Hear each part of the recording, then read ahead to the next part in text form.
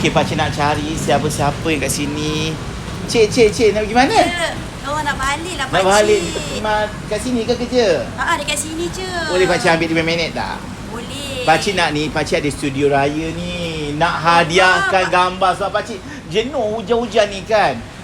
Siapa nama? Nama saya Ain. Kenapa? Pakcik, Ha. ya Allah, walaupun saya kerja dekat kat sini, kenapa saya baru tahu ada studio yang Yelah, sangat cantik macam ni? Sebab pakcik tutup separuh je. Lain kali buka lah sampai habis. Baik, jom. Jom Masuk Ain, jom. Ya Masuk. Allah. Ya Allah, mana Ain suka antara klasik dengan moden ni Dua-dua Ya Allah, kan? Dua-dua cantik. Kalau you all pakai baju yang vibe modern, ya Allah, modern dia sangat simple and nice. Sangat cantik. Sangat jom. cantik. Kita nak bergambar ni Cameraman kita nama Haikal. Dia dah berbelas tahun dah dalam dunia fotografi wedding ni dan juga ni. Betul ke nak belanja saya? Ya belanja. Jom duduk.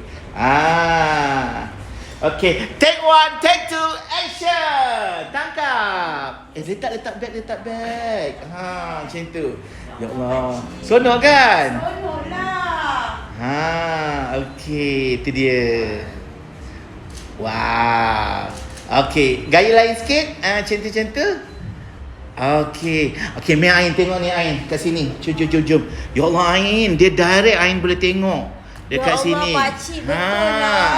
Kan? Astaghfirullahalazim. Ya Allah, kurang. Orang-orang Taman Medan dan seangkatan dengan ni, yang jauh kita dekatkan, yang dekat kita dekatkan lagi. Orang-orang yang especially orang-orang Taman Medan lah. Korang tak perlu nak cari jauh-jauh. Dekat PGCC dah ada, guys. Betul. Dekat PGCC dah Parking ada. tu berlambat ni. Parking dah berlambat. Pakcik tolong tunjukkan kedai pakcik ni berhampiran dengan mana. Tolong dengan tunjukkan JNT pakcik. I'm Gepuk ni dekat Korang kalau korang nak, korang search sahaja ayam gepuk Pak Gendut PJCC. Betul. Korang dah boleh nampak dah. Depan tu sahaja, depan kedai tu sahaja studio pakcik ni. Ya Allah, korang ada 2 session Satu Betul. modern, satu lagi klasik. Okay? Betul. Vibe-vibe kampung. Vibe-vibe kampung semua. Kau nampak tak? Saya pakai baju ni pun kena, guys. Betul. Dengan tema kampung ni. Korang mana nak dapat macam ni, ya Allah. Lawa. Korang, dia punya decoration tak serabut. Dia simple and nice. Kemas, Itu yang saya orang boleh kata, cakap. kan? Dia punya buatan dia kemas dan dia pakai kayu betul. Kayu betul. Bukan sekadar orang kata Wallpaper. Wallpaper bukan yang ini semua nyata.